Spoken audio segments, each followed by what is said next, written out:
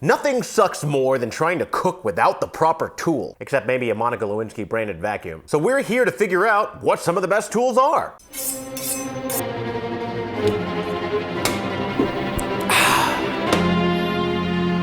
Hi!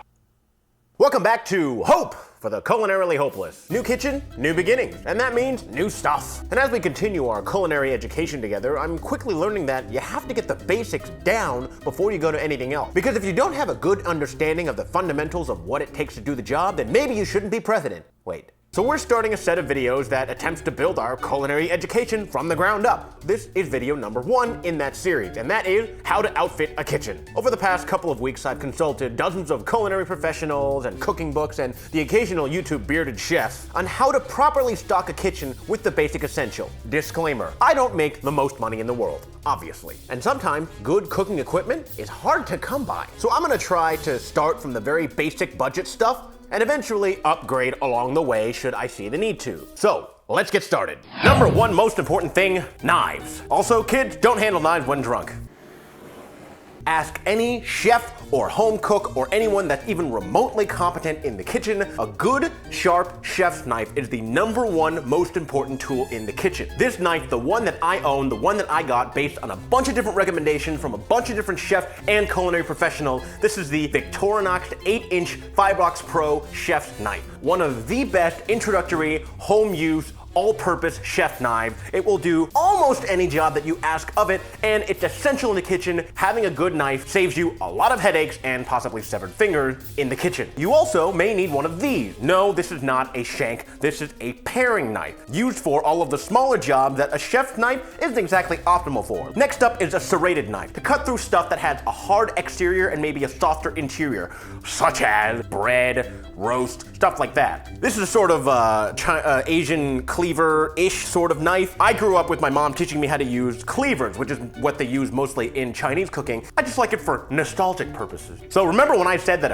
I probably shouldn't rest my hand there. So remember when I said that a good sharp knife is important? Enter these things. Here we have a honing steel and an automatic knife sharpener. I would recommend, especially if you're just starting out or you're an amateur home chef like me, to get an automatic sharpener. I've tried using a whetstone. When they say that stuff isn't for beginners, they're right. You and your knives won't regret it. And your fingers, probably. Now, if we're gonna talk knives, we have to talk cutting boards. When it comes to cutting board, you want a really big cutting board. See this small crap?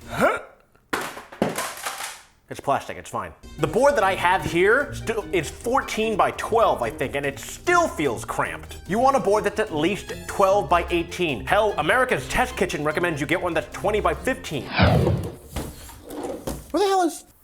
Something that I have apparently lost in the move was my instant read cooking thermometer. And that is another very important tool. Might I even say it's an imperative tool for the kitchen if you're gonna be cooking meats. I'm probably gonna end up ordering one of these. I've always wanted one. It is one of the best inexpensive thermometers on the market. Probably one of the most important tools that I use in the kitchen. If you have Amazon Prime, I'd probably recommend this one. Usually pretty consistently rated the second best instant read food thermometer on the market. The only caveat with it is that it has a smaller than usual probe, but you know, size isn't everything.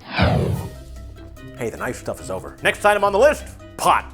Sand pans. Number 1, obviously a big pot. This is a 4-quart, 6-quart, I think, something like that, pot or Dutch oven, which I don't really think that this is. You use this to make soups, broths, pretty much anything you would use a giant pot for that wouldn't fit in, well, here. Skillets. Here I have a non-stick skillet and a stainless steel skillet. The non-stick skillet, this one's really old, I need a new one. It's pretty much the general use tool when people think of a kitchen pan, if you will. It's not recommended that you take a non-stick skillet to very high heat. I guess I'd never heard of the saying, if you can't take the heat, don't be in the kitchen. That's where the stainless steel skillet comes in. This is obviously non-stick, or just stick. That means that when you cook meat in this, it will stick to the bottom and create the kind of brown crusty layer that is called fond. That stuff is super flavorful, and when you learn how to deglaze a stainless steel skillet, you can introduce a whole world of different flavors into the meats that you cook. Next up is a wok, because, you know, it wouldn't be Tipsy wok without a wok. Also, I kind of need a new wok, because the inside of this one is disgusting. And then, of course, we have assorted small pans for making stuff like omelets, and then you have the cast iron pan. This boy is a doozy. quickly. First of all, like a spoiled trust fund baby, it needs a lot of maintenance, but it holds heat really well. And you can use it to protect yourself against people named Eugene Fitzherbert. It works really well for starting something on the stove and then moving it into the oven, like steaks or, I don't know, I haven't gotten that far yet, I've just used it to make steaks.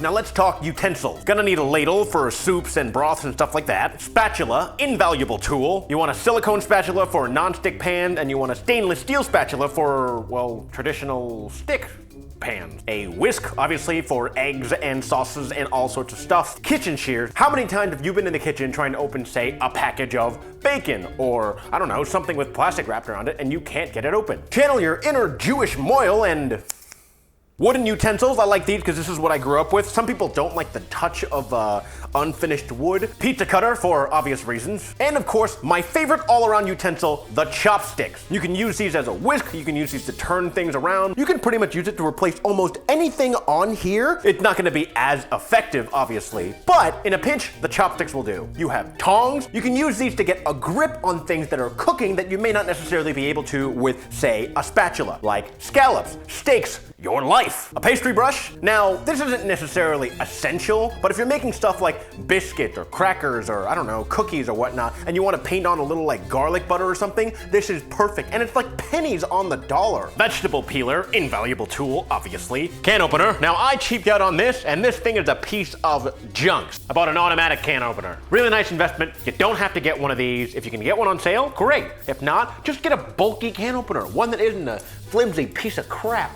Multi-use grater. I have one that has a whole bunch of different sizes of grating and or zesting. Colander and or strainer. You want to get a set of dry measuring cups, and these are also dry measuring cups. Please hold.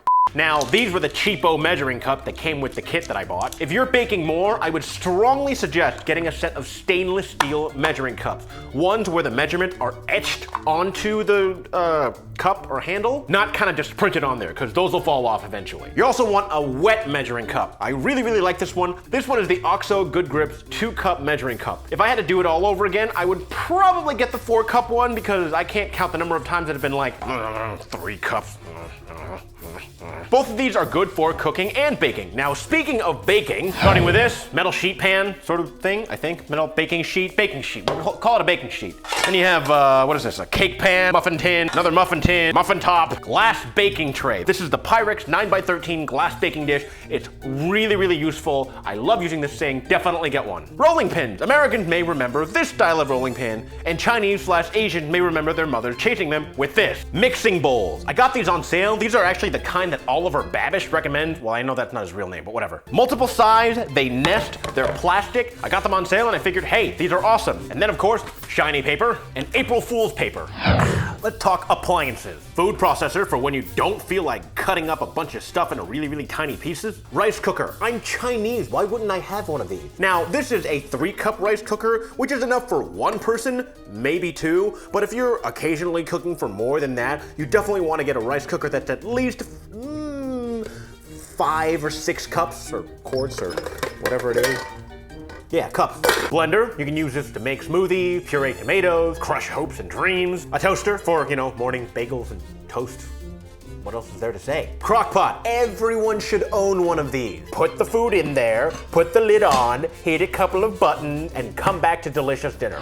So, that's pretty much it. And if I left anything out, it's probably because I'm still learning and I'm an amateur. Next week, we're gonna talk about stuff that you need for your pantry and your countertop. It's food, just staples of food. And probably go on to stuff like knife skills and aromatics and, you know, continue our building education in the culinary field. Big words. So thanks for stopping by, thanks for watching, and we'll see you next time. Bye. Because if you don't have a